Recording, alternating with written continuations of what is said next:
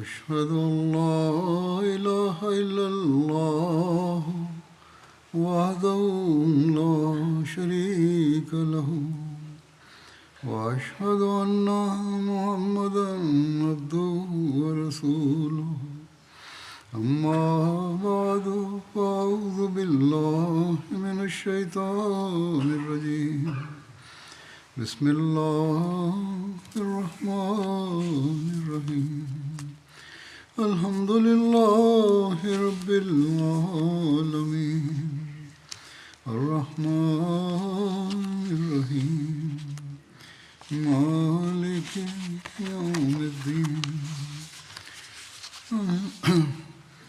إياك نعبد وإياك نستعين اهدنا الصراط المستقيم صراط الذين أنعمت عليهم غير المغضوب عليهم ولا الضالين.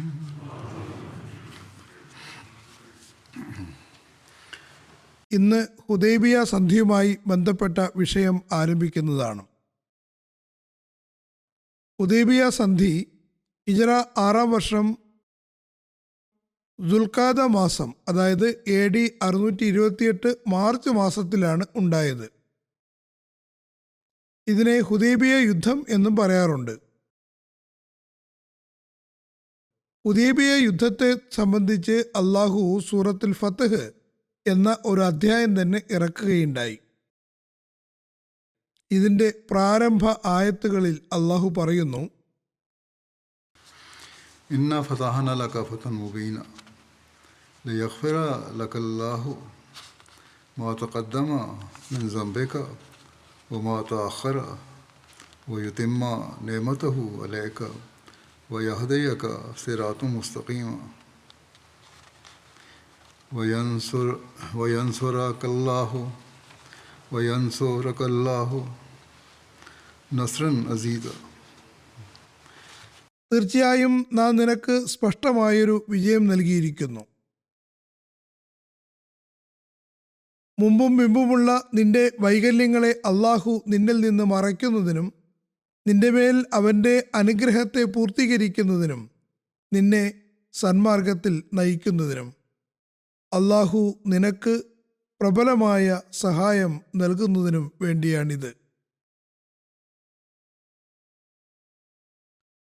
ഇതിനെ എന്തുകൊണ്ടാണ് ഹുദൈബിയ യുദ്ധം എന്ന് പറയുന്നത്? അതിൻ്റെ വിവരണം ഇപ്രകാരമാണ്. ചുരുക്കി പ്രതിപാദിക്കാം. ഹുദൈബിയ ഒരു കിണറിൻ്റെ പേരാണ്. അത് കാരണമാണ് ഈ സ്ഥലത്തിന് ഹുദൈബിയ എന്ന പേര് വന്നത്. ഇസ്ലാമിൻ്റെ ആരംഭകാലത്ത് ഈ കിണർ യാത്രക്കാർക്കും ഹാജിമാർക്കും ഒരുപാട് ഉപയോഗപ്രദമായിരുന്നു. പക്ഷേ അവിടെ ജനവാസമുണ്ടായിരുന്നില്ല. ഹുദൈബിയ മക്കയിൽ നിന്ന് ഒരു കാതം, അതായത് 9 മൈൽ ദൂരെയാണ് സ്ഥിതി ചെയ്യുന്നത്. മക്കയിൽ നിന്ന് മദീനയിലേക്കുള്ള ദൂരം ഏകദേശം 250 മൈൽ ആകുന്നു. മദീനയിൽ നിന്ന് ഹുദൈബിയ വരെ ഏറെക്കുറെ 241 മൈൽ ദൂരമുണ്ട്. ഹുദൈബിയ മക്കയുടെ പടിഞ്ഞാറേ അതിർത്തിയാണ്. ചിലരുടെ വീക്ഷണത്തിൽ അതിൻ്റെ ഭൂരിഭാഗവും വിശുദ്ധ ഭൂമിയിൽ ഉൾപ്പെടുന്നു. കുറച്ചു ഭാഗം അതിൽ നിന്ന് പുറത്താണ്. ഇവിടെ ഹുദൈബിയയുടെ സ്ഥലത്താണ് മുസ്ലിങ്ങളും ഖുറൈശികളും തമ്മിൽ ഉടമ്പടി ചെയ്തത്. അത് സുലഹ് ഹുദൈബിയ അഥവാ ഹുദൈബിയ സന്ധി എന്ന് അറിയപ്പെടുന്നു. നിവേദനങ്ങളിൽ ഇത് ഹുദൈബിയ യുദ്ധമെന്നും പറയപ്പെടുന്നുണ്ട്. ഒരു നിവേദനത്തിൽ ഇതിനെ തഹാമ യുദ്ധമെന്നും പറഞ്ഞിട്ടുണ്ട്. മക്കക്കാരും അതിൻ്റെ ചുറ്റുപാടുമുള്ള പ്രദേശത്തും ശക്തമായ ചൂടുണ്ടായിരുന്നു. ചൂടുകാറ്റ് നിമിത്തമാണ് തഹാമ എന്ന് പറയുന്നത്. അതുകൊണ്ട് തന്നെ ഇതിൻ്റെ പേരും തഹാമ എന്ന് ആയി. അതിൻ്റെ കാരണം എന്തായിരുന്നു? നിവേദനങ്ങളിൽ നിന്നും ചരിത്രങ്ങളിൽ നിന്നും മനസ്സിലാകുന്നത് എന്തെന്നാൽ നബി സല്ലല്ലാഹു അലൈഹി വസല്ലം ഒരു സ്വപ്നത്തിൻ്റെ അടിസ്ഥാനത്തിൽ ഹുദൈബിയയിലേക്ക് യാത്ര തിരിച്ചു. നിവേദനത്തിൽ പറയുന്നു, നബി സല്ലല്ലാഹു അലൈഹി വസല്ലമിന് ഒരു സ്വപ്നമുണ്ടായി. അതായത് തിരുനബി സല്ലല്ലാഹു അലൈഹി വസല്ലമയും സഹാബാക്കളും സമാധാനത്തോടുകൂടി ശിരസ് മുണ്ഡനം ചെയ്ത്, അതായത് തലമുടി മുറിച്ചു മാറ്റി മക്കയിൽ പ്രവേശിക്കുന്നു. നബി സല്ലല്ലാഹു അലൈഹി വസല്ലം ബൈത്തുല്ലാഹിൽ പ്രവേശിക്കുന്നു. അതിൻ്റെ താക്കോൽ വാങ്ങുന്നു. അറഫ മൈതാനത്ത് തമ്പടിച്ചവരോടൊപ്പം തിരുനബി സല്ലല്ലാഹു അലൈഹി വസല്ലമും തങ്ങുന്നു. പിന്നെ തിരുനബി സല്ലല്ലാഹു അലൈഹി വസല്ലം അറബികളെയും തൊട്ടടുത്തുള്ള ഗ്രാമീണവാസികളെയും തന്നോടൊപ്പം പുറപ്പെടാൻ വേണ്ടി വിളിക്കുന്നു. ഈ യാത്രയിൽ മുസ്ലിങ്ങളുടെ പക്കൽ വാളുകളല്ലാതെ മറ്റൊരു ആയുധവും ഇല്ലായിരുന്നു. വാളുകളെല്ലാം ഉറകൾക്കുള്ളിലുമായിരുന്നു. അക്കാലഘട്ടത്തിൽ വീട്ടിൽ നിന്ന് പുറത്തിറങ്ങുമ്പോൾ എല്ലാവരും വാളുകൾ കരുതിയിരുന്നു. വാളുള്ളവരെല്ലാം യുദ്ധം ചെയ്യുമെന്ന് അതുകൊണ്ട് അർത്ഥമാകുന്നില്ല.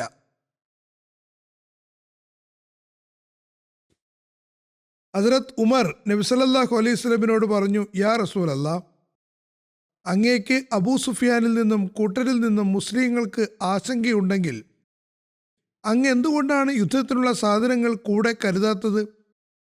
നബി സല്ലല്ലാഹു അലൈഹി വസല്ലം പറഞ്ഞു, ഞാൻ ഉംറയ്ക്കുള്ള ഉദ്ദേശത്തിലാണ് പോകുന്നത്, അതുകൊണ്ട് ആയുധങ്ങൾ കയ്യിൽ കരുതാൻ ആഗ്രഹിക്കുന്നില്ല. ഹദ്രത്ത് മിർസ ബഷീർ അഹമ്മദ് സാഹിബ് സീറത്ത് ഖാത്തമുൻ നബീനിൽ നബി സല്ലല്ലാഹു അലൈഹി വസല്ലമിൻ്റെ ഈ സ്വപ്നത്തെ പരാമർശിച്ചുകൊണ്ട് എഴുതുന്നു, നബി സല്ലല്ലാഹു അലൈഹി വസല്ലം ഈ സ്വപ്നം കണ്ടതിന് ശേഷം തൻ്റെ സഹാബാക്കളെ ഉംറയ്ക്ക് തയ്യാറാകാൻ ആഹ്വാനം ചെയ്തു. ഉംറ ഒരർത്ഥത്തിൽ ചെറിയ ഹജ്ജാകുന്നു. അതിൽ ഹജ്ജിൻ്റെ ചില കാര്യങ്ങൾ ഒഴിവാക്കി ബൈത്തുള്ളയെ പ്രദക്ഷിണം ചെയ്യുകയും ബലിയിറക്കുകയുമാണ് ചെയ്യുന്നത്. ഹജ്ജിനെ പോലെ അതിന് വർഷത്തിൽ ഒരു നിശ്ചിത സമയമില്ല, മറിച്ച് ഈ ഇബാദത്ത് എല്ലാ കാലത്തും അനുഷ്ഠിക്കാവുന്നതാണ്. ഈ സന്ദർഭത്തിൽ നബി സല്ലല്ലാഹു അലൈഹി വസല്ലം സഹാബാക്കളോട് ഇപ്രകാരം വിളംബരപ്പെടുത്തി, ഈ യാത്രയിൽ ഒരു തരത്തിലുള്ള യുദ്ധവും ഉദ്ദേശിക്കുന്നില്ല, മറിച്ച് തികച്ചും സമാധാനപരമായി ഇബാദത്ത് നിർവഹിക്കുക മാത്രമാണ് ലക്ഷ്യമാക്കുന്നത്. അതുകൊണ്ട് മുസ്ലിങ്ങൾ ആരും തന്നെ ഈ യാത്രയിൽ ആയുധങ്ങൾ കരുതരുത്. അതേസമയം അറബികളുടെ പതിവനുസരിച്ച് വാളുകൾ മാത്രം അതിൻ്റെ ഉറകളിലിട്ട് യാത്ര ചെയ്യുന്ന രീതിയിൽ കൂടെ കരുതാവുന്നതാണ്. ഹുദൈബിയ യുദ്ധാവസരത്തിൽ മുസ്ലിങ്ങളുടെ എണ്ണം എത്രയായിരുന്നു എന്ന കാര്യത്തിൽ അഭിപ്രായ ഭിന്നതയുണ്ട്. ഒരു നിവേദനമനുസരിച്ച് 1000-ൽ അല്പം കൂടുതൽ സഹാബാക്കൾ ഉണ്ടായിരുന്നു. വേറൊരു നിവേദനത്തിൽ 1300 എന്നും മറ്റൊരു നിവേദനത്തിൽ 1400 എന്നും പറയുന്നു. 1700 പേരുണ്ടായിരുന്നു എന്ന നിവേദനവും വന്നിട്ടുണ്ട്. അതായത് 1000 മുതൽ 1700 വരെ ആളുകൾ എന്ന വ്യത്യസ്ത നിവേദനങ്ങൾ ഉണ്ട്. പുറപ്പെടാൻ നേരത്ത് കുർബാനി ചെയ്യാനുള്ള മൃഗങ്ങളെ ഹദ്രത്ത് നാജിയ ബിൻ ജുന്ദബ് അസ്ലമിയെ ഏൽപ്പിച്ചു. അദ്ദേഹമാണ് അവയെ സുൽ ഹലീഫയിൽ കൊണ്ടുപോയത്. സുൽ ഹലീഫയും മദീനയിൽ നിന്ന് 6-7 മൈൽ ദൂരെയുള്ള ഒരു സ്ഥലമാണ്. യാത്ര പുറപ്പെട്ടപ്പോൾ മദീനയിൽ നബി സല്ലല്ലാഹു അലൈഹി വസല്ലം തൻ്റെ അഭാവത്തിൽ എപ്പോഴും പിൻഗാമിയെ അഥവാ പ്രാദേശിക അമീറിനെ നിശ്ചയിക്കാറുണ്ടായിരുന്നു. ഇബ്നു ഹിഷാമിൻ്റെ നിവേദനമനുസരിച്ച് ഹസ്രത്ത് നുമൈല ബിൻ അബ്ദുല്ലാഹിനെയാണ് നായിബ് ആയി നിശ്ചയിച്ചത്. ബിലാദരി പറയുന്നു, ഹസ്രത്ത് അബു റഹം കുൽസും ബിൻ ഹുസൈൻ ആണെന്ന് കാണുന്നു. ചിലരുടെ വീക്ഷണത്തിൽ ഹസ്രത്ത് ഉമ്മെ മക്തൂമിനെ ഇമാമു സലാത്തായി നിശ്ചയിച്ചു. മറ്റുള്ളവരെ അദ്ദേഹത്തിൻ്റെ നായിബീങ്ങളായി നിശ്ചയിച്ചു. ഇങ്ങനെ വ്യത്യസ്ത നിവേദനങ്ങളുണ്ട്.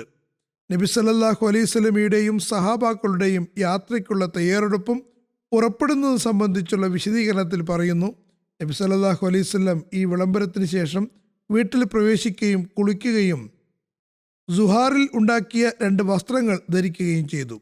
സുഹാർ യമനിലെ ഒരു പ്രദേശമാകുന്നു. അവിടെയുള്ള വസ്ത്രങ്ങൾ വളരെ നല്ലതായിരുന്നു. നബി സല്ലല്ലാഹു അലൈഹി വസല്ലം തൻ്റെ വാതിലിനടുത്ത് പുറത്തേക്ക് വന്നു. തൻ്റെ ഒട്ടകമായ കസ്വയിൽ യാത്ര പുറപ്പെട്ടു. ഈ യാത്രയിൽ തിരുനബി സല്ലല്ലാഹു അലൈഹി വസല്ലമയുടെ ധർമ്മപത്നി ഹദ്റത്ത് ഉമ്മ സൽമയും നബി സല്ലല്ലാഹു അലൈഹി വസല്ലമയോടൊപ്പം ഉണ്ടായിരുന്നു. തിരുനബി സല്ലല്ലാഹു അലൈഹി വസല്ലം ദുൽഖഅദ മാസത്തിലെ ആദ്യത്തെ തിങ്കളാഴ്ചയാണ് പുറപ്പെട്ടത്. ദുൽ ഹലീഫയിൽ എത്തിയ ശേഷം അവിടെ ളുഹർ നമസ്കരിച്ചു. തുടർന്ന് കുർബാനയ്ക്കുള്ള മൃഗങ്ങളെ വരുത്തിച്ചു. അത് 70 എണ്ണം ഉണ്ടായിരുന്നു. അവയെ ഹാരമണിയിച്ചു. പിന്നീട് കുറച്ച് ഒട്ടകങ്ങൾക്ക് അടയാളമിട്ടു. അതായത് അവ കുർബാനയ്ക്കുള്ള ഒട്ടകമാണെന്നറിയാൻ അവയുടെ പൂഞ്ഞയിൽ അടയാളം വയ്ക്കുകയുണ്ടായി. തുടർന്ന് നബി സല്ലല്ലാഹു അലൈഹി വസല്ലം ഹദ്റത്ത് നാജിയ ബിൻ ജുന്ദബിനോട് കൽപ്പിച്ചതനുസരിച്ച് അദ്ദേഹം മറ്റ് മൃഗങ്ങൾക്ക് മേലും അടയാളമിടുകയും അവയ്ക്ക് ഹാരാർപ്പണം നടത്തുകയും ചെയ്തു. മറ്റ് മുസ്ലിങ്ങളും തങ്ങളുടെ മൃഗങ്ങൾക്ക് മാലയിട്ട് കൊടുക്കുകയും അതിൽ അടയാളം വയ്ക്കുകയും ചെയ്തു. ഈ യാത്രയിൽ മുസ്ലിങ്ങളുടെ പക്കൽ 200 കുതിരകൾ ഉണ്ടായിരുന്നു. നബി സല്ലല്ലാഹു അലൈഹി വസല്ലം ഇഹ്റാം കെട്ടിയത് സംബന്ധിച്ച വിശദീകരണം ഇപ്രകാരമാണ്. നബി സല്ലല്ലാഹു അലൈഹി വസല്ലം 2 റക്അത്ത് നമസ്കരിച്ചു. ദുൽ ഹുലൈഫയിലെ മസ്ജിദിന്റെ കവാടത്തിൽ നിന്ന് യാത്ര പുറപ്പെട്ടു. നബി സല്ലല്ലാഹു അലൈഹി വസല്ലം ബൈത്തുള്ളയെ സന്ദർശിക്കുന്നതിനും അതിനെ ആദരിക്കുന്നതിനുമാണ് വരുന്നത് എന്ന് ജനങ്ങൾക്ക് മനസ്സിലാകുന്നതിന് വേണ്ടി നബി സല്ലല്ലാഹു അലൈഹി വസല്ലം ഉംറയ്ക്കുള്ള ഇഹ്റാം കെട്ടുകയുണ്ടായി.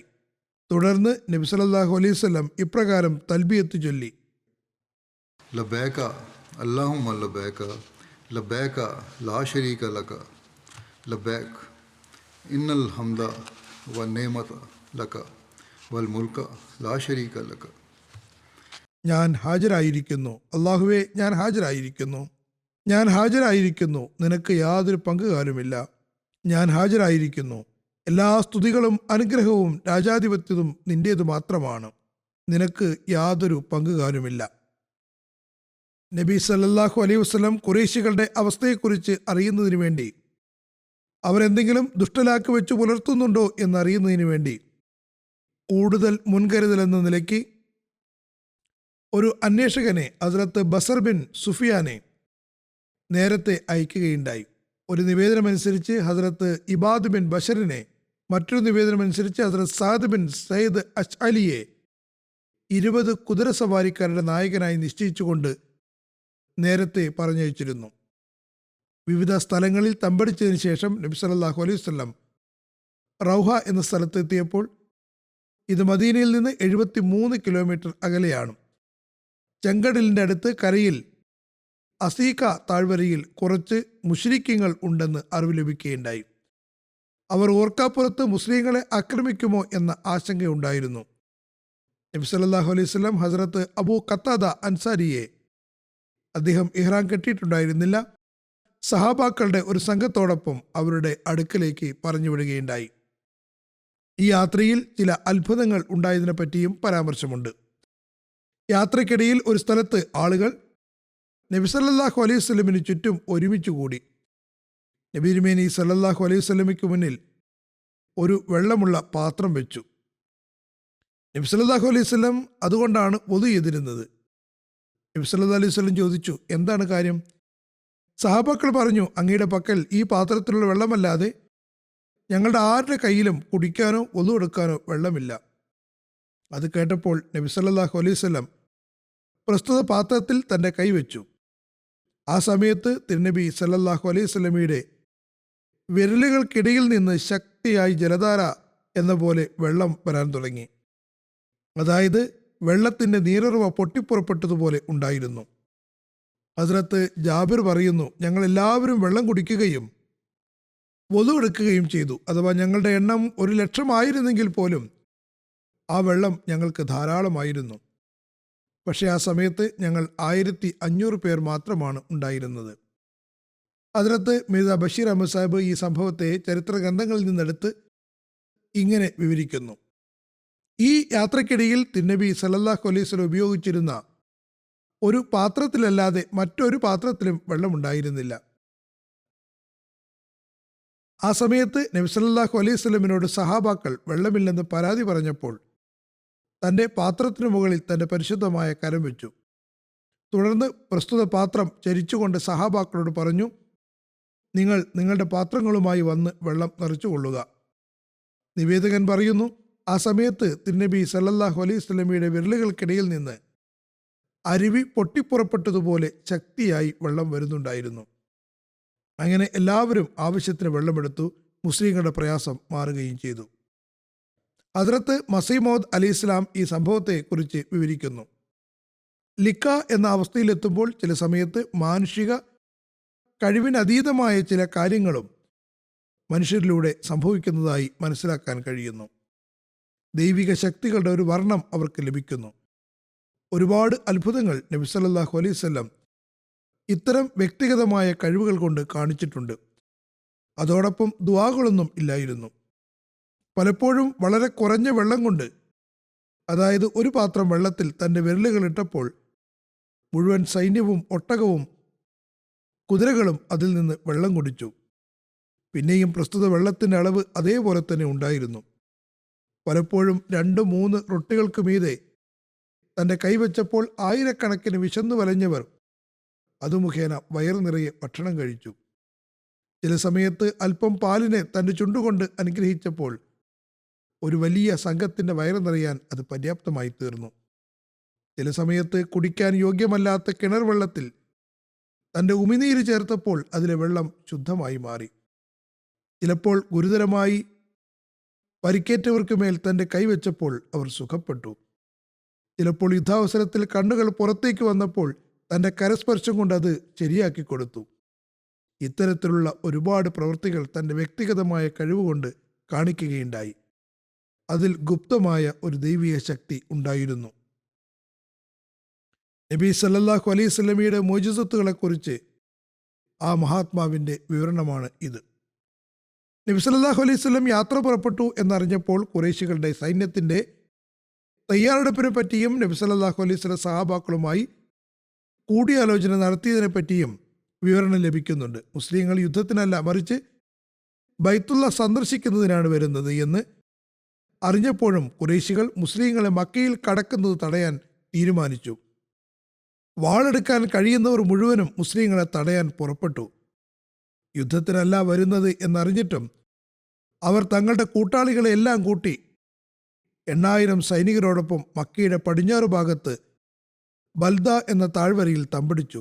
ഖാലിദ് ബിൻ വലീദിനെ 200 ആളുകളോടൊപ്പം നബി സല്ലല്ലാഹു അലൈഹി വസല്ലമിൻ്റെയും സഹാബാക്കളുടെയും വഴി തടയുന്നതിന് വേണ്ടി അഫ്സാനിൽ നിന്ന് 8 മൈൽ അകലെ കറഉൽ ഗമീം എന്ന താഴ്വരയിലേക്ക് പറഞ്ഞയച്ചു.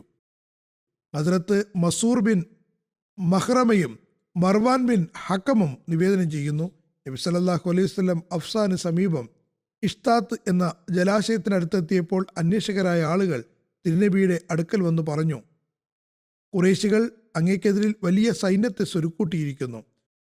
അങ്ങേക്കെതിരിൽ വിവിധ ഗോത്രങ്ങളെ ഒരുമിച്ച് കൂട്ടിയിട്ടുണ്ട്. അവർ അങ്ങുമായി യുദ്ധം ചെയ്യുന്നതാണ്. അങ്ങയെ ബൈത്തുള്ളയിൽ പ്രവേശിക്കുന്നത് തടയുന്നതാണ്. നബി സല്ലല്ലാഹു അലൈഹി വസല്ലം പറഞ്ഞു, ജനങ്ങളെ, എനിക്ക് നിങ്ങളുടെ അഭിപ്രായങ്ങൾ നൽകുക. നമ്മെ ബൈത്തുള്ളയിൽ നിന്ന് തടയാൻ ആഗ്രഹിക്കുന്നവർക്കെതിരിൽ, അതായത് അവരുടെ ഭാര്യ മക്കൾക്കുമേൽ ഞാൻ യുദ്ധം ചെയ്യുകയാണോ വേണ്ടത്? അവർ നമ്മുടെ അടുക്കിലേക്ക് വരികയാണെങ്കിൽ നാം അവരെ പൂർണ്ണമായും പരാജയപ്പെടുത്തുന്നതാണ്. ഹദ്രത്ത് അബൂബക്കർ റളിയല്ലാഹു അൻഹു പറഞ്ഞു, യാ റസൂലല്ലാഹ്, അങ്ങ് ബൈത്തുള്ളയിലേക്ക് പോകുമെന്ന ദൃഢനിശ്ചയത്തോടെയാണ് പുറപ്പെട്ടത്. ആരെയും ആക്രമിക്കാനോ ആരോടെങ്കിലും യുദ്ധം ചെയ്യാനുള്ള ഉദ്ദേശം ഇല്ലായിരുന്നു. അതുകൊണ്ട് അങ്ങ് ആ ഭവനത്തിലേക്ക് പുറപ്പെട്ടാലും ആരെങ്കിലും നമ്മെ തടയുകയാണെങ്കിൽ നമ്മൾ അവരുമായി യുദ്ധം ചെയ്യുന്നതാണ്. അതായത് നാം നമ്മുടെ കർത്തവ്യം നിർവഹിച്ചു കൊണ്ടിരിക്കുക, യാത്ര തുടരുക. ഹദ്രത്ത് ഹുസൈദ് ബിൻ ഹുസൈർ ഹദ്രത്ത് അബൂബക്കറിൻ്റെ ഈ അഭിപ്രായത്തോട് യോജിച്ചു. ഹദ്രത്ത് അബൂബക്കറിന് ശേഷം ഹദ്രത്ത് മിഖ്ദാദ് പറഞ്ഞു, യാ റസൂലല്ലാഹ്, ഞങ്ങൾ ഒരിക്കലും അങ്ങയോട് ബനി ഇസ്രായേൽ മൂസാ നബിയോട് പറഞ്ഞതുപോലെ നീയും നിന്റെ നാഥനും പോയി യുദ്ധം ചെയ്യുക, ഞങ്ങൾ ഇവിടെ ഇരിക്കുന്നതാണ് എന്ന് പറയുന്നതല്ല. യാ റസൂലല്ലാഹ്, അങ്ങ് മുന്നോട്ട് ഗമിച്ചാലും അങ്ങും അങ്ങയുടെ റബ്ബും യുദ്ധം ചെയ്താലും ഞങ്ങളും അങ്ങയോടൊപ്പം യുദ്ധം ചെയ്യുന്നതാണ്. ഹദ്രത്ത് മുസ്ലിം മൗഊദ് റളിയല്ലാഹു അൻഹു തൻ്റെതായ ശൈലിയിൽ ഈ സംഭവം ഇങ്ങനെ വിവരിക്കുന്നു. മക്കക്കാർക്ക് വിവരം കിട്ടിയപ്പോൾ അവർ സൈന്യവുമായി വന്നു. അവർ മുസ്ലിങ്ങളോട് പറഞ്ഞു, ഇവിടെ വരാൻ നിങ്ങൾക്ക് ആരാണ് അനുമതി നൽകിയത്? മുസ്ലിങ്ങൾ പറഞ്ഞു, ഞങ്ങൾ യുദ്ധം ചെയ്യാൻ വേണ്ടിയല്ല വന്നത്, ഉംറ ചെയ്യുന്നതിന് വേണ്ടിയാണ് വന്നിട്ടുള്ളത്. ഈ സ്ഥലം ഞങ്ങളുടെയും നിങ്ങളുടെയും പക്കൽ വളരെ അനുഗ്രഹീതമാകുന്നു. ഞങ്ങൾ അത് സന്ദർശിക്കാൻ വേണ്ടിയാണ് വന്നിട്ടുള്ളത്, യുദ്ധം ചെയ്യാനല്ല. അവർ പറഞ്ഞു, നിങ്ങൾ തവാഫ് ചെയ്യുന്ന പ്രശ്നം തന്നെ ഉദിക്കുന്നില്ല. അതായത് കാഫിര്യങ്ങൾ അവരെ വിലക്കുകയാണ്. ഞങ്ങളും നിങ്ങളും തമ്മിൽ വഴക്കുള്ളതാണ്. നിങ്ങൾ മക്കയിൽ വന്ന് തവാഫ് ചെയ്ത് പോവുകയാണെങ്കിൽ നിങ്ങളുടെ ശത്രുക്കൾ വന്ന് നിങ്ങളുടെ ഭവനത്തെ തവാഫ് ചെയ്തു പോയിരിക്കുന്നു എന്ന് പറഞ്ഞ് അറേബ്യയിൽ മുഴുവനും ഞങ്ങൾക്ക് അഭിമാനക്ഷതമുണ്ടാകും. ഞങ്ങൾ അറേബ്യയിലുള്ള മുഴുവൻ ആളുകൾക്കും അനുമതി നൽകിയാലും നിങ്ങൾക്ക് അനുമതി നൽകുന്നതല്ല. വിവരണത്തിലുള്ളതുപോലെ ഖാലിദ് ബിൻ വലീദ് 200 പേരുടെ സൈന്യവുമായി നബി സല്ലല്ലാഹു അലൈഹി വസല്ലമിന്റെ സംഘത്തെ തടയാൻ വേണ്ടി തിരുനബി സല്ലല്ലാഹു അലൈഹി വസല്ലമയുടെ മുന്നിലെത്തി. നബി സല്ലല്ലാഹു അലൈഹി വസല്ലം അതേക്കുറിച്ച് അറിഞ്ഞപ്പോൾ ഖാലിദ് ബിൻ വലീദിന്റെ വഴിയിൽ നിന്ന് മാറി മറ്റൊരു വഴിയിലൂടെ ഹുദൈബിയയിലേക്ക് എത്തി. അതിന്റെ വിശദീകരണത്തിൽ ഹദ്റത്ത് മീർസ ബഷീർ അഹമ്മദ് സാഹിബ് പറയുന്നു, നബി സല്ലല്ലാഹു അലൈഹി വസല്ലം ഏതാനും ദിവസത്തെ യാത്രയ്ക്ക് ശേഷം ഗസ്ഫാന് സമീപം എത്തി. ഇത് മക്കയിൽ നിന്ന് ഏറെക്കുറെ 2 കാതം അകലെ വഴിയിലുള്ള ഒരു സ്ഥലമാണ്. നബി സല്ലല്ലാഹു അലൈഹി വസല്ലം പറഞ്ഞ വിവരാന്വേഷകരായ ആളുകൾ തിരിച്ചെത്തി പറഞ്ഞു, മക്കയിലെ ഖുറൈശികൾ വളരെ ആവേശത്തിലാണ്. അങ്ങയെ തടയുമെന്ന ഉറച്ച തീരുമാനമെടുത്തിരിക്കുന്നു. എത്രത്തോളം എന്നാൽ അവരിൽ പലരും തങ്ങളുടെ ആവേശവും മൃഗീയ ഭാവവും വെളിപ്പെടുത്തുന്നതിന് വേണ്ടി പുലിത്തോൽ അണിഞ്ഞിട്ടുണ്ട്. യുദ്ധത്തിന്റെ ഉറച്ച നിലപാടുമായി എന്ത് വന്നാലും മുസ്ലിങ്ങളെ തടയുമെന്ന് തീരുമാനിച്ചിരിക്കുന്നു. മാത്രമല്ല, ഖുറൈശികൾ എന്തിനും തയ്യാറുള്ള തങ്ങളുടെ ഒരു സംഘത്തെ ഖാലിദ് ബിൻ വലീദിന്റെ നേതൃത്വത്തിൽ, അദ്ദേഹം അന്ന് മുസ്ലിം ആയിരുന്നില്ല, പറഞ്ഞയച്ചിട്ടുണ്ട്. ഈ സംഘം ഇപ്പോൾ മുസ്ലിങ്ങളുടെ വളരെ സമീപത്താണുള്ളത്. അതിൽ അബൂജഹലിന്റെ മകൻ ഇക്രിമയും മറ്റുമുണ്ട്. നബി സല്ലല്ലാഹു അലൈഹി വസല്ലമിന് ഈ വിവരം കിട്ടിയപ്പോൾ വഴക്കിൽ നിന്ന് ഒഴിവാകുന്നതിന് വേണ്ടി സഹാബാക്കളോട് പറഞ്ഞു, മക്കയിലേക്കുള്ള എല്ലാവർക്കും അറിയുന്ന വഴി ഒഴിവാക്കി മറ്റൊരു വഴിയിലൂടെ മുന്നോട്ട് നീങ്ങുക. അങ്ങനെ മുസ്ലിങ്ങൾ വളരെ പ്രയാസഭരിതമായ വഴിയിലൂടെ സമുദ്രതീരത്തിലൂടെ മുന്നോട്ട് ഗമിക്കാൻ തുടങ്ങി. നബി സല്ലല്ലാഹു അലൈഹി വസല്ലം അവരുമായി യുദ്ധം ആഗ്രഹിച്ചിരുന്നില്ല. കാരണം നബി സല്ലല്ലാഹു അലൈഹി വസല്ലം യുദ്ധത്തിന് വേണ്ടിയല്ല വന്നത്, മറിച്ച് ഉംറ ചെയ്യാൻ പോവുകയായിരുന്നു. ഏതായാലും നബി സല്ലല്ലാഹു അലൈഹി വസല്ലം അവിടെ നിന്ന് പുറപ്പെട്ടു. നിശ്ചിത സ്ഥലത്ത് എത്തിച്ചേർന്നു. ഖാലിദ് ബിൻ വലീദിന് മുസ്ലിങ്ങൾ വഴിമാറിയതുപോലും അറിഞ്ഞില്ല. അങ്ങനെ ഖാലിദ് ബിൻ വലീദ് മുസ്ലിം സൈന്യം പോയ വഴിയിൽ ഒടിപടലം കണ്ടപ്പോൾ ഓടിപ്പോയി ഖുറൈശികളുടെ അടുത്തെത്തി വിവരം ധരിപ്പിച്ചു. നബി സല്ലല്ലാഹു അലൈഹി വസല്ലം ഹുദൈബിയയിൽ എത്തിയത് സംബന്ധിച്ച് നിവേദനങ്ങളുണ്ട്. ഹസ്രത്ത് മസൂർ ബിൻ മഖദമയും മർവാനും നിവേദനം ചെയ്യുന്നു. നബി സല്ലല്ലാഹു അലൈഹി വസല്ലം ഹുദൈബിയയുടെ സന്ദർഭത്തിൽ അവിടേക്ക് പുറപ്പെടുകയും അങ്ങനെ ഖുറൈശികൾ ഗർവ് കാണിച്ചിരുന്ന താഴ്വരയിൽ എത്തുകയും ചെയ്തു. നബി സല്ലല്ലാഹു അലൈഹി വസല്ലമയുടെ ഒട്ടകം അവിടെ ഇരുന്നു. ആളുകൾ അതിനെ എഴുന്നേൽപ്പിക്കാൻ ഒച്ച വെച്ചെങ്കിലും അത് അങ്ങനെ തന്നെ ഇരിക്കുകയുണ്ടായി. ആളുകൾ പറഞ്ഞു, കസ്വ ഇരുന്നിരിക്കുന്നു. നബി സല്ലല്ലാഹു അലൈഹി വസല്ലം പറഞ്ഞു, കസ്വ ഇരുന്നതല്ല, അങ്ങനെ ഒരു സ്വഭാവം അതിനില്ല. മറിച്ച് ആനകളെപ്പോലും തളയ്ക്കുന്ന പരിശുദ്ധനായ അസ്തിത്വം അഥവാ അള്ളാഹു അതിനെ തടഞ്ഞതാണ്. തുടർന്ന് നബി സല്ലല്ലാഹു അലൈഹി വസല്ലം പറഞ്ഞു, ആരുടെ കയ്യിലാണോ എൻ്റെ ജീവനുള്ളത് അവനാണ് സത്യം. ഖുറൈശികൾ ആവശ്യപ്പെടുന്നതെല്ലാം, അള്ളാഹുവിൻ്റെ ആദരവിന് അനുഗുണമായ കാര്യങ്ങളെല്ലാം ഞാൻ സമ്മതിച്ചു കൊടുക്കുന്നതാണ്. പിന്നെ നബി സല്ലല്ലാഹു അലൈഹി വസല്ലം ഒട്ടകത്തെ ശകാരിച്ചപ്പോൾ അത് എഴുന്നേറ്റു. പറയുന്നു, അള്ളാഹുവിൻ്റെ ആദരവിന് കോട്ടം തട്ടാത്ത രീതിയിൽ ഖുറൈശികൾ ഉന്നയിക്കുന്ന കാര്യങ്ങളെല്ലാം, ആവശ്യങ്ങളെല്ലാം ഞാൻ അംഗീകരിച്ചു കൊടുക്കുന്നതാണ്. ഏതായാലും നബി സല്ലല്ലാഹു അലൈഹി വസല്ലം ഒട്ടകത്തെ വീണ്ടും എഴുന്നേൽപ്പിച്ചു. നബി സല്ലല്ലാഹു അലൈഹി വസല്ലം മക്കക്കാരിൽ നിന്ന് മാറി ഹുദൈബിയുടെ ഒരറ്റത്ത് ചെറിയ ഒരു ജലാശയമുള്ള സ്ഥലത്ത് തമ്പടിച്ചു. ഇത് ബുഖാരിയിലുള്ള ഒരു നിവേദനമാണ്. ഹസ്രത്ത് മുസ്ലിം മൗദ് റളിയല്ലാഹു അൻഹു പറയുന്നു, അവിടെ നബി സല്ലല്ലാഹു അലൈഹി വസല്ലമയുടെ ഒട്ടകം നിൽക്കുകയും മുന്നോട്ട് നീങ്ങാതിരിക്കുകയും ചെയ്തു. സഹാബാക്കൾ പറഞ്ഞു, യാ റസൂലല്ലാഹ്, അങ്ങയുടെ ഒട്ടകം ക്ഷീണിച്ചിരിക്കുന്നു. അങ്ങ് അതിനു പകരം മറ്റൊരു ഒട്ടകത്തിൽ യാത്ര ചെയ്താലും. നബി സല്ലല്ലാഹു അലൈഹി വസല്ലം പറഞ്ഞു, അല്ല, അത് ക്ഷീണിച്ചിട്ടില്ല. മറിച്ച് അള്ളാഹുവിൻ്റെ ഇച്ഛ നമ്മൾ ഇവിടെ തന്നെ നിൽക്കണമെന്നാണെന്ന് തോന്നുന്നു. ഞാൻ ഇവിടെ തന്നെ ഇരുന്ന് മക്കക്കാരോട് എല്ലാ നിലയ്ക്കും നമുക്ക് ഹജ്ജ് ചെയ്യുന്നതിന് വേണ്ടിയുള്ള അനുമതിക്ക് വേണ്ടി അപേക്ഷിക്കുന്നതാണ്. അവർ ഏതു തരത്തിലുള്ള നിബന്ധന വെച്ചാലും ഞാനത് അംഗീകരിക്കുന്നതുമാണ്.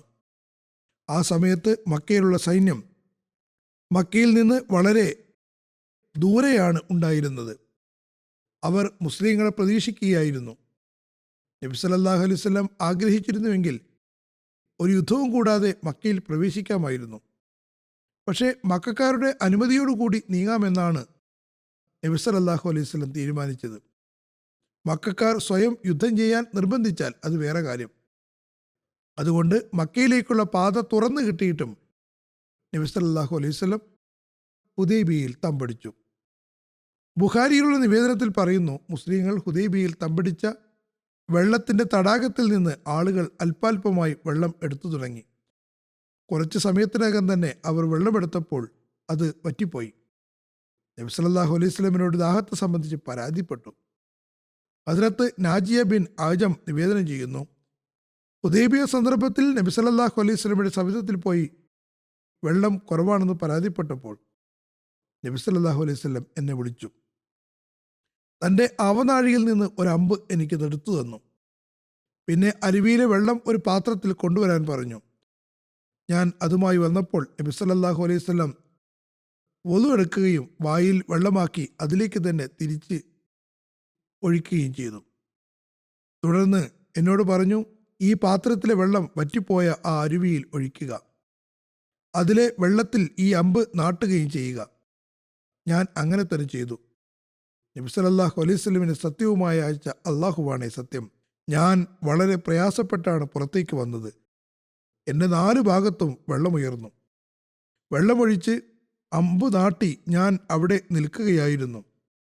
പെട്ടെന്ന് കിണറിൽ വെള്ളം ഉയരാൻ തുടങ്ങി. അടുപ്പിലെ പാത്രം തിളയ്ക്കുന്നത് പോലെ വെള്ളം തിളച്ചു മറിയുന്നുണ്ടായിരുന്നു. അങ്ങനെ വെള്ളം ഉയരുകയും കരയോടൊപ്പം എത്തുകയും ചെയ്തു. ആളുകൾ അതിൻ്റെ കരയിലിരുന്ന് വെള്ളം നിറച്ചു തുടങ്ങി. എത്രത്തോളം എന്നാൽ അവരിൽ അവസാന വ്യക്തിയും ദാഹം ശമിപ്പിക്കുകയുണ്ടായി. ഹദ്റത്ത് മിർസ ബഷീർ അഹമ്മദ് സാഹിബ് ആ സന്ദർഭത്തിലുണ്ടായ ഒരു മഴയെക്കുറിച്ചും പറയുന്നുണ്ട്. ഇതും ചരിത്ര ഗ്രന്ഥങ്ങളിൽ വന്നിട്ടുള്ളതാണ്. അതേ ദിവസം രാത്രിയോ അതിനടുത്ത ദിവസങ്ങളിലോ മഴയുണ്ടായി. നബി സല്ലല്ലാഹു അലൈഹി വസല്ലം രാവിലെ നമസ്കാരത്തിന് വേണ്ടി വന്നപ്പോൾ മൈതാനം മുഴുവനും വെള്ളം കെട്ടി നിൽക്കുകയായിരുന്നു. നബി സല്ലല്ലാഹു അലൈഹി വസല്ലം സഹാബാക്കളോട് പുഞ്ചിരിച്ചുകൊണ്ട് ചോദിച്ചു, ഈ സന്ദർഭത്തിൽ നിങ്ങളുടെ നാഥൻ എന്താണ് പറഞ്ഞത് എന്നറിയാമോ? സഹാബാക്കൾ തങ്ങളുടെ പതിവ് ശീലമനുസരിച്ച് അള്ളാഹുവും അവൻ്റെ റസൂലും നന്നായി അറിയുന്നു എന്ന് പറയുകയുണ്ടായി. നബി സല്ലല്ലാഹു അലൈഹി വസല്ലം പറഞ്ഞു, അള്ളാഹു ഇങ്ങനെ പറയുകയുണ്ടായി, എൻ്റെ ദാസന്മാരിൽ പലരും ശരിയായ ഈമാൻ്റെ അവസ്ഥയിലാണ് നേരം വെളുപ്പിച്ചത്. പക്ഷേ ചിലർ കുഫറിൻ്റെ അവസ്ഥയിൽ ചഞ്ചലപ്പെട്ടുകൊണ്ടിരുന്നു. കാരണം നമുക്ക് മേൽ അള്ളാഹുവിൻ്റെ അനുഗ്രഹവും കാരുണ്യവും മുഖേന മഴയുണ്ടായി എന്ന് പറഞ്ഞ ദാസന്മാർ തങ്ങളുടെ വിശ്വാസത്തിൻ്റെ യാഥാർത്ഥ്യത്തിൽ ഉറച്ചു നിന്നവരാണ്. എന്നാൽ ഇന്ന നക്ഷത്രങ്ങളുടെ സ്വാധീന ഫലമായിട്ടാണ് മഴ ഉണ്ടായെന്ന് പറയുന്നവർ തീർച്ചയായും സൂര്യൻ്റെയും ചന്ദ്രൻ്റെയും വിശ്വാസികളാണ്. പക്ഷേ അവർ അള്ളാഹുവിനെ നിഷേധിച്ചവരുമാണ്. ഈ നിർദ്ദേശം മുഖേന തൗഹീദിൻ്റെ സമ്പത്തുമായി നിയോഗിക്കപ്പെട്ട നബി സല്ലല്ലാഹു അലൈഹി വസല്ലം സഹാബാക്കൾക്ക് നൽകിയ പാഠം എന്തെന്നാൽ, തീർച്ചയായും കാര്യകാരണങ്ങൾക്ക് വിധേയമായിട്ടാണ് അള്ളാഹു ഈ പ്രപഞ്ച സംവിധാനത്തെ നടത്തിക്കൊണ്ടു പോകുന്നതിന് വിവിധ സാധന സാമഗ്രികൾ ഒരുക്കിയിട്ടുണ്ട്. മഴയും മറ്റുമുണ്ടാകുമ്പോൾ ആകാശീയ നക്ഷത്രാദികൾക്കുള്ള സ്വാധീനത്തെ നിഷേധിക്കുന്നില്ല. പക്ഷേ യഥാർത്ഥ തൗഹീദ് ഈ സാമഗ്രികളെല്ലാം ഉണ്ടായിട്ടും മനുഷ്യൻ്റെ ദൃഷ്ടി എല്ലാത്തിനും അപ്പുറത്തുള്ള അസ്തിത്വത്തെക്കുറിച്ച് അശ്രദ്ധമാകാൻ പാടില്ല എന്നുള്ളതാണ്. അതായത് അള്ളാഹുവിനെക്കുറിച്ച് അശ്രദ്ധനാകാൻ പാടില്ല. സാധന സാമഗ്രികളും അള്ളാഹു തന്നെയാണ് തന്നിട്ടുള്ളത്. പക്ഷേ അള്ളാഹുവിൻ്റെ കൽപ്പനയുണ്ടാകുമ്പോൾ മാത്രമാണ് സാധന സാമഗ്രികൾ പ്രയോജനപ്പെടുകയുള്ളൂ. അവനാണ് ആ സാഹചര്യങ്ങളെയും സാധനങ്ങളെയും സൃഷ്ടിച്ചവൻ. അവൻ തന്നെയാണ് തൻ്റെ സംവിധാനത്തിൻ്റെ മൂലകാരണം. അവനെ കൂടാതെ ഭൗതിക സാഹചര്യങ്ങൾക്ക് ഒരു മൃതമായ കീടത്തെക്കാളും വലിയ പ്രസക്തിയൊന്നുമില്ല. നബി സല്ലല്ലാഹു അലൈഹി വസല്ലമിന് അംർ ബിൻ സാലിമും ബസർ ബിൻ സുഫിയാനും നൽകിയ ഉപഹാരത്തെക്കുറിച്ചും പറയുന്നുണ്ട്. അംർ ബിൻ സാലിമും ബസർ ബിൻ സുഫിയാനും ഖസാ ഗോത്രത്തിൽപ്പെട്ടവരായിരുന്നു. അവർ ഹുദൈബിയയുടെ അവസരത്തിൽ നബി സല്ലല്ലാഹു അലൈഹി വസല്ലമിന് ആടുകളെയും ഒട്ടകങ്ങളെയും ഉപഹാരമായി നൽകി. അംർ ബിൻ സാലിം ഹദ്റത്ത് സഅദ് ബിൻ ഉബാദയ്ക്കും ഒട്ടകം സമ്മാനമായി കൊടുത്തിരുന്നു. ഹദ്റത്ത് സഅദ് അംറിൻ്റെ സുഹൃത്തായിരുന്നു. ഹദ്റത്ത് സഅദ് ബിൻ ഉബാദ പ്രസ്തുത ഉപഹാരവുമായി നബി സല്ലല്ലാഹു അലൈഹി വസല്ലമിൻ്റെ അടുക്കലെത്തി പറഞ്ഞു, അമർ അദ്ദേഹത്തിന് ഒട്ടകം സമ്മാനമായി നൽകിയിട്ടുണ്ട്. അപ്പോൾ നബി സല്ലല്ലാഹു അലൈഹി വസല്ലം പറഞ്ഞു, അമർ നമുക്കും ഉപഹാരം നൽകിയിട്ടുണ്ട്. അള്ളാഹു അമ്രിൻ്റെ സമ്പത്തിൽ അനുഗ്രഹം ചൊരിയുമാറാകട്ടെ എന്ന് ദുആ ചെയ്തു. തുടർന്ന് പറഞ്ഞു, ഒട്ടകങ്ങളെ അറുത്ത് സഹാബാക്കൾക്കിടയിൽ വിതരണം ചെയ്യുക, ആടുകളെയും അവർക്കിടയിൽ വീതം വയ്ക്കുകയും ചെയ്തു. ഈ വിതരണത്തിൽ നബി സല്ലല്ലാഹു അലൈഹി വസല്ലം തന്നെയും ഉൾപ്പെടുത്തിയിരുന്നു. ഹദ്റത്ത് ഉമ്മെ സൽമയുടെ അടുക്കൽ മറ്റുള്ളവർക്ക് കൊടുത്തയച്ചതുപോലെ ഒട്ടകത്തിന് ഇറച്ചി കൊടുത്തയച്ചിരുന്നു. നബി സല്ലല്ലാഹു അലൈഹി വസല്ലം തൻ്റെ പങ്കിൽ വന്ന ആടുകളുടെ കുറച്ച് ഇറച്ചിയും ഹദ്റത്ത് ഉമ്മെ സൽമയ്ക്ക് കൊടുത്തയക്കുകയുണ്ടായി. ഉപഹാരവുമായി വന്ന വ്യക്തിക്ക് വസ്ത്രങ്ങൾ ഉപഹാരമായി നൽകാൻ കൽപ്പിക്കുകയും ചെയ്തു. ഈ ഉപഹാരം നബി സല്ലല്ലാഹു അലൈഹി വസല്ലമിനാണ് കിട്ടിയതെങ്കിലും നബി സല്ലല്ലാഹു അലൈഹി വസല്ലം അതെല്ലാം ഒരിടത്ത് ഒരുമിച്ച് കൂട്ടി സഹാബാക്കൾക്കിടയിൽ വിതരണം ചെയ്തു. ഈ വിവരണം തുടരുന്നതാണ്. ഹുദൈബിയയെ സംബന്ധിച്ച് അത് എങ്ങനെയാണ് ഉണ്ടായത് തുടങ്ങിയ കാര്യങ്ങൾ ഇനിയും ബാക്കിയുണ്ട്. അത് പിന്നീട് വിവരിക്കുന്നതുമാണ്. ഈ സമയത്ത് ഞാൻ ചില മർഹൂമിങ്ങളെ അനുസ്മരിക്കുന്നതും നമസ്കാരത്തിന് ശേഷം അവരുടെ ജനാസ നിർവഹിക്കുന്നതുമാണ്. അതിലെ ആദ്യത്തെ അനുസ്മരണം ബംഗ്ലാദേശിലെ ജനാബ് മുഹമ്മദ് അബ്ദുള്ള സാഹിബിൻ്റെ മകൻ ഷെഹറിയാർ റക്കീനെ കുറിച്ചുള്ളതാണ്. അദ്ദേഹത്തെക്കുറിച്ച് എഴുതുന്നു, ബംഗ്ലാദേശിൽ ആഗസ്റ്റ് 5 സർക്കാർ സ്ഥാനഭ്രഷ്ടമാക്കപ്പെട്ടതിന് ശേഷം കഴിഞ്ഞ ദിവസങ്ങളിൽ വലിയ കലാപമാണ് ഉണ്ടായത്. സർക്കാർ സ്ഥാനഭ്രഷ്ടമാക്കപ്പെട്ടപ്പോൾ രാജ്യത്ത് അരക്ഷിതാവസ്ഥ പടർന്നു. അഹമ്മദിയ വിരോധികൾ അത് മുതലെടുത്തുകൊണ്ട് അഹമ്മദ് നഗർ ജമാഅത്തിനുമേൽ ആക്രമണം നടത്തി. നേരത്തെയും ഇവിടെ ആക്രമണം നടത്തിയിട്ടുള്ളതാണ്. വിരോധികൾ അഹമ്മദികളുടെ വീടുകൾക്ക് തീയിട്ടു, മസ്ജിദിനെയും അഗ്നിക്കിരയാക്കി. ജാമ്യയിലേക്കും ജൽസാഗാഹിലേക്കും വരികയുണ്ടായി. ജാമ്യയിലേക്ക് കടക്കാൻ കഴിഞ്ഞില്ലെങ്കിലും ജൽസാഗാഹിന് പിന്നിലൂടെ വന്ന് ജലസയുടെ സംരക്ഷണത്തിന് വേണ്ടി അവിടെ ഡ്യൂട്ടിയിലുണ്ടായിരുന്ന ഖാദിമീങ്ങളെ വളയുകയും അവരെ ആക്രമിക്കുകയും ചെയ്തു. ആ സമയത്ത് ഷെഹരിയാറിൻ്റെ തലയ്ക്കും ശക്തമായി പരുക്കുപറ്റി. അത് കാരണം 3 മാസത്തോളം ചികിത്സയിലായിരുന്നു. അവസാനം നവംബർ 8 16-ാമത്തെ വയസ്സിൽ വഫാത്തായി. ഇന്നാ ലില്ലാഹി വ ഇന്നാ ഇലൈഹി റാജിഊൻ. അങ്ങനെ അദ്ദേഹം ഷഹാദത്തിൻ്റെ പദവി കരസ്ഥമാക്കി. ഷെഹരിയാർ വഖഫിനോ പദ്ധതിയിൽ അംഗമായിരുന്നു. സന്തപ്ത കുടുംബത്തിൽ മാതാപിതാക്കളും പിതാമഹനും പിതാമഹിയും കൂടാതെ ഒരു സഹോദരിയും 2 സഹോദരന്മാരുമുണ്ട്. മർഹൂമിൻ്റെ കുടുംബത്തിൽ പ്രപിതാമഹനായ ഹദരത്ത് മുൻഷി സിറാജുൽ ഇസ്ലാം സാഹിബ് മുഖേനയാണ് അഹമ്മദിയത്തെത്തിയത്. അദ്ദേഹം അല്ലാമ സില്ലുർ റഹ്മാൻ സാഹിബ് മുഖേന ജമാഅത്തിലെ ഭൂരിപക്ഷം ആളുകളോടൊപ്പം ബയ്യത്ത് ചെയ്ത് ജമാഅത്തിൽ പ്രവേശിച്ചു. മർഹൂം ജമാഅത്തി സേവനങ്ങൾ സ്വയം ചെയ്യുന്ന വ്യക്തിയായിരുന്നു. അഹമ്മദ് നഗറിലെ മജ്ലിസ് അത്ഫാൽ അഹമ്മദിയയുടെ പ്രവർത്തക സമിതിയിൽ മാൽ സെക്രട്ടറിയായും സേവനം ചെയ്തിരുന്നു. അദ്ദേഹത്തിൻ്റെ മാതാവ് എഴുതുന്നു, അവരുടെ ഈ മകൻ ആദ്യം മുതലേ നമസ്കാരത്തിലും ഇബാദത്തുകളിലും ചിട്ടയും ജമാഅത്തി പ്രവർത്തനങ്ങളിൽ ഒരുപാട് താല്പര്യവുമുള്ള കുട്ടിയായിരുന്നു. മാത്രമല്ല പഠനത്തെ സംബന്ധിച്ച് പറഞ്ഞുകൊണ്ട് ജമാഅത്തി പ്രവർത്തനങ്ങളിൽ പിന്നെ പങ്കെടുത്താൽ മതിയെന്ന് പറയുമ്പോൾ ദേഷ്യപ്പെടുമായിരുന്നു. അഹമ്മദ് നഗറിൽ ഇജ്തിമായോ ജലസയോ ഉണ്ടാകുമ്പോൾ ഏറ്റവും ആദ്യം വീട്ടിൽ നിന്നിറങ്ങി അവിടെ എത്തുമായിരുന്നു. മാതാവ് തുടരുന്നു, വീട്ടിലെ ചെറിയ മകനായതുകൊണ്ട് ഒരുപാട് ജോലികളിൽ എന്നെയും സഹായിച്ചിരുന്നു. അടുക്കളയിൽ ഭക്ഷണം പാകം ചെയ്യാനും മറ്റും സഹായിക്കുമായിരുന്നു. ഈ കുട്ടി എല്ലാവരുമായും വളരെ വേഗം അന്യരായ ആളുകൾക്കിടയിൽ പോലും എഴുകിച്ചേർന്നിരുന്നു. അവൻ്റെ മൂത്ത സഹോദരനെ പോലെ ജാമ്യയിൽ പ്രവേശിക്കുന്നതിനുള്ള തയ്യാറെടുപ്പിൽ ആയിരുന്നു. മാതാവ് തുടർന്ന് എഴുതുന്നു, അവനിൽ പല നന്മകളും ഉണ്ടായിരുന്നു.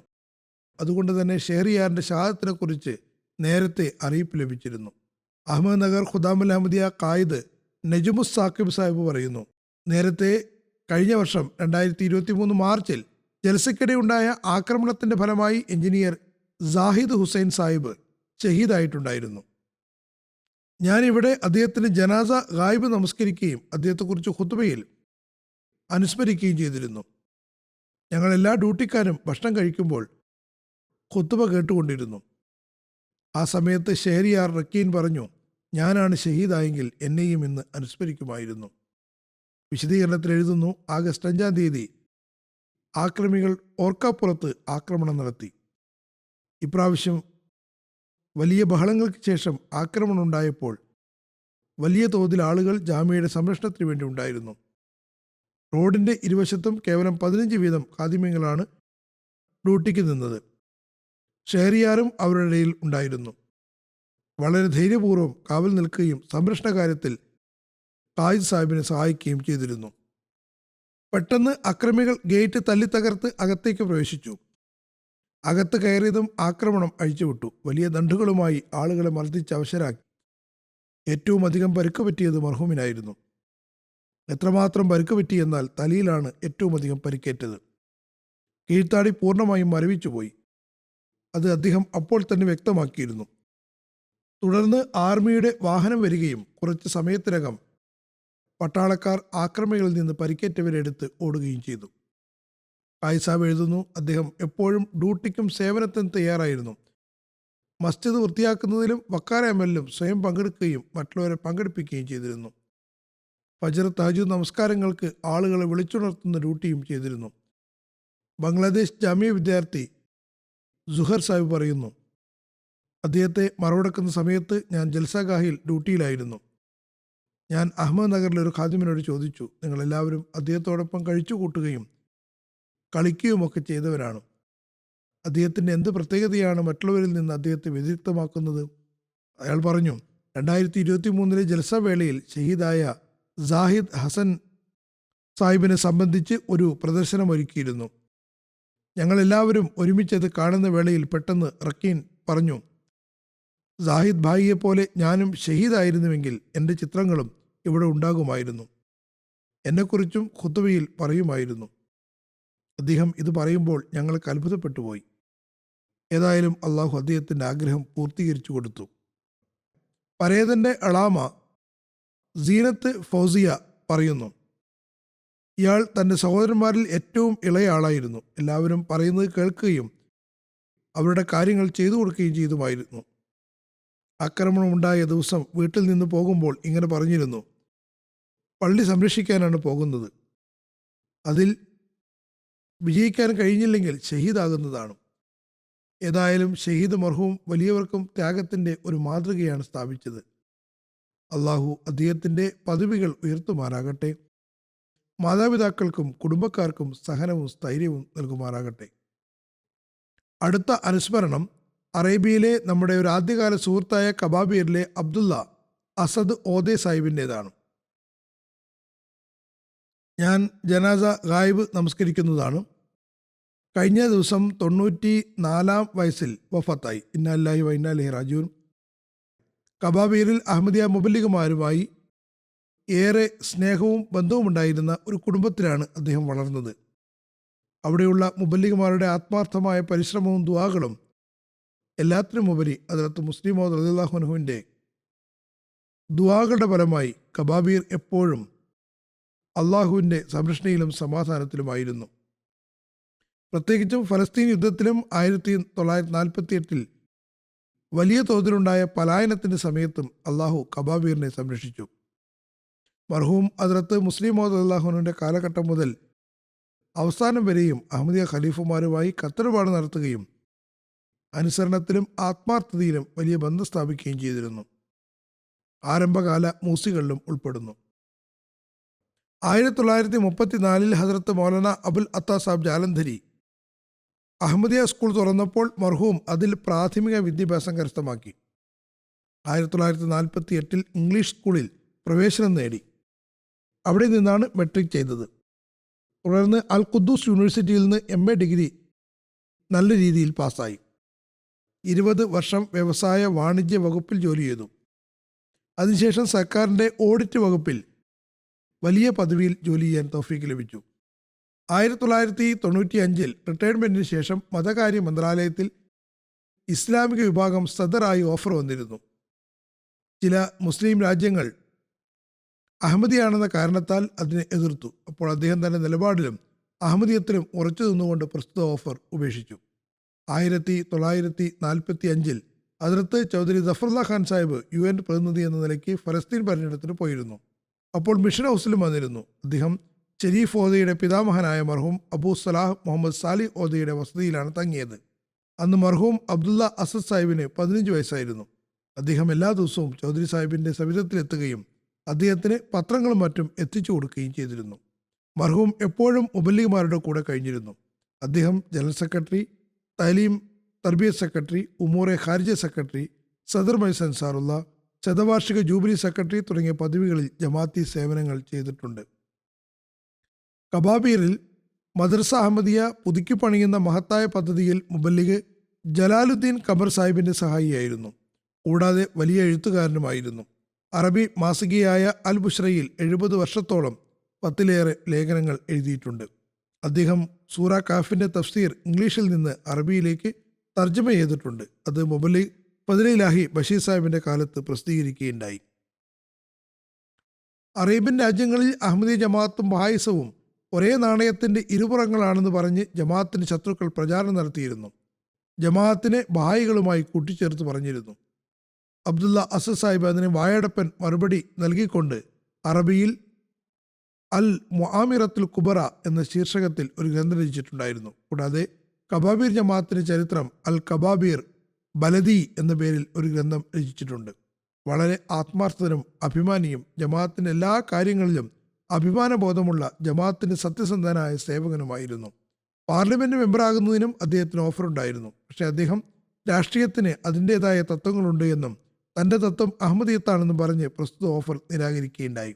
മർഹൂമിൻ്റെ മകൻ ഖാലിദ് അബ്ദുള്ള പറയുന്നു, ഒരു സമയത്ത് പിതാവ് ജമാഅത്തി ജോലികളിൽ വ്യാപൃതനായിരിക്കുമ്പോൾ ഉമ്മ കൂടെ ഇരുന്ന് ചായ കഴിക്കാനോ പുറത്തു പോകാനോ വിളിച്ചാൽ ഇങ്ങനെ പറയുമായിരുന്നു, എനിക്ക് ജമാഅത്തിൻ്റെ പ്രധാന ജോലികളുണ്ട്, അത് കഴിഞ്ഞ ശേഷം മാത്രമേ മറ്റെന്തെങ്കിലും ശ്രദ്ധിക്കാൻ കഴിയുകയുള്ളൂ.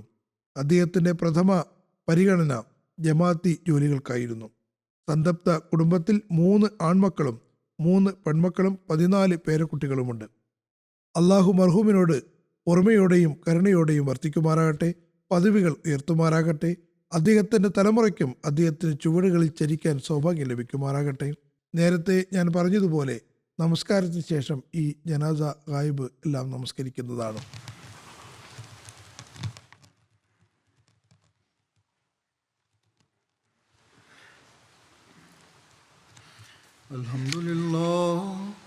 അൽഹംദുലില്ലാഹി നഹ്മദുഹു വനസ്തഈനുഹു വനസ്തഗ്ഫിറുഹു വനുഅ്മിനു ബിഹി വനതവക്കലു അലൈഹി വനഊദു ബില്ലാഹി മിൻ ശുറൂരി അൻഫുസിനാ വമിൻ സയ്യിആതി അഅ്മാലിനാ മൻ യഹ്ദിഹില്ലാഹു ഫലാ മുദില്ല ലഹു വമൻ യുദ്ലിൽഹു ഫലാ ഹാദിയ ലഹു ونشهد أن لا إله إلا الله ونشهد أن محمدا عبده ورسوله عباد الله رحمكم الله إن الله يأمر بالعدل والإحسان وإيتاء ذي القربى وينهى عن الفحشاء والمنكر والبغي يعظكم لعلكم تذكرون اذكروا الله يذكركم وادعوه يستجب لكم ولذكر الله أكبر.